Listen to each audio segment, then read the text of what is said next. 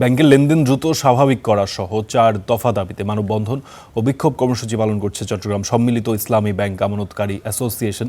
এ বিষয়ে জানাতে যুক্ত হচ্ছেন সহকর্মী স্যার তামিম মাহমুদ। কথা বলবো স্যার তামিম মাহমুদের সঙ্গে। তামিম, এই ধরনের বেশ কিছু প্রতিবাদ বা আন্দোলন আমরা বেশ কিছুদিন ধরেই দেখছি। আজ তারা কি দাবি দাওয়া নিয়ে নেমেছেন?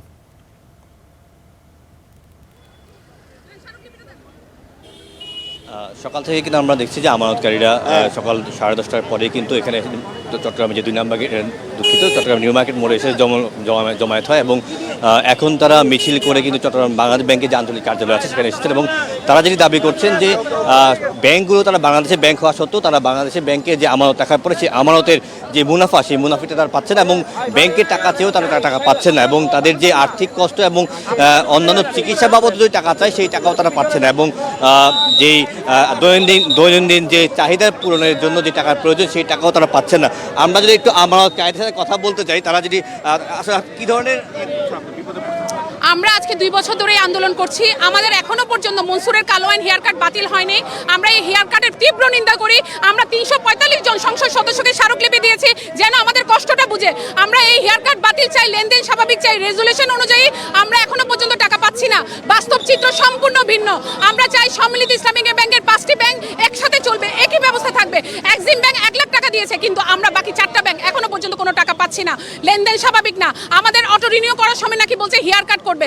আমার প্রশ্ন, যেখানে হেয়ার কাট এখনো পর্যন্ত রিটেন ভাবে আসেনি, তাহলে এই হেয়ার কাট কোত্থেকে আসলো? বাংলাদেশের তফসিলভুক্ত ব্যাংকে টাকা রেখেছি, তাহলে আমাদের সাথে কি এই বৈষম্য? আমরা সরকারকে বলতে চাই, আসন্ন বাজেটে তার সংকট মোকাবেলা করে এই সংকটটা উত্তরণ করার জন্য আমাদেরকে অবশ্যই বিশেষ যেন সহায়তা প্রদান করে। ধন্যবাদ। যেটা বলছিলেন যে একটা ব্যাংকের টাকা দিচ্ছে, বাকি 5টা ব্যাংকের টাকা দিচ্ছে না, আপনি কথা বলছিলেন কিনা? আমরা যতটুকু জেনেছি সম্মিলিত ইসলামী ব্যাংকের 5টা ব্যাংক, একটা ব্যাংক কিছু কিছু টাকা দিয়েছে আর কোনো ব্যাংক আমাদের দ্বিতীয় কিস্তির টাকাটা দেয় নাই। সুতরাং আমাদের দ্বিতীয় কিস্তির টাকাটা দেয় নাই কোনো ব্যাংক। সুতরাং আমাদের আন্দোলন হবে নিয়মতান্ত্রিক। আমরা আন্দোলন করতেছি নিয়মতান্ত্রিকভাবে।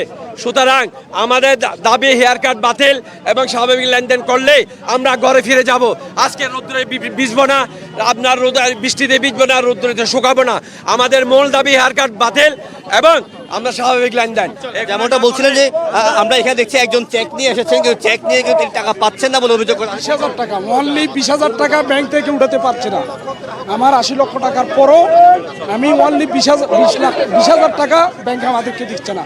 আমার সংসার চালাতে, আমাদের বাচ্চাদের পড়ালেখা করাতে আমরা অনেক কষ্ট পাচ্ছি। আপনারা আমাদেরকে সাহায্য করেন। আমরা বাংলাদেশের বিপক্ষে না, বাংলাদেশ গভর্নমেন্টের বিপক্ষে না। আমরা এদের পেশিবাদ এবং পেশিগার মধ্যে তারা যে পেশিস যে ব্যাংকার, এই পেশিস ব্যাংকের বিরুদ্ধে আমরা।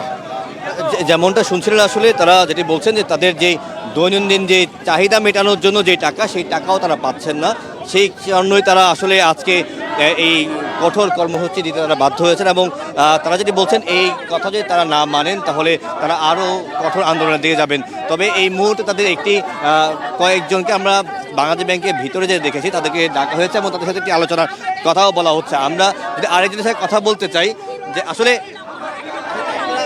সেটা এখন 6 মাসে গিয়েছে ঠেকেছে, কিন্তু আমরা সেই টাকা আমরা পাচ্ছি না। আমরা ছেলে মেয়েদের পড়াশোনার খরচ চালাতে পারতেছি না, ঘর ভাড়া দিতে পারতেছি না, চিকিৎসা খরচ পাচ্ছি না। আমরা মানবতার জীবন যাপন করছি। আমরা বাংলাদেশ সরকারের নিকট আমাদের আকুল আবেদন, তিনি আমাদের এই 75 লক্ষ পরিবারের কথা চিন্তা করে একটা সুনির্দিষ্ট ইতিবাচক ভূমিকা পালন করবে। ধন্যবাদ।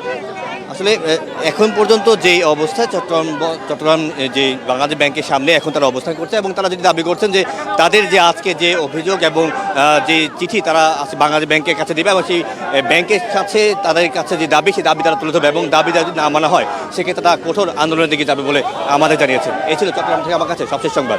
তামিম, আপনাকে ধন্যবাদ। বেশ কিছু আমানতকারীর তাদের নিজেদের কথা আমরা শুনতে পেলাম আপনার মাধ্যমে।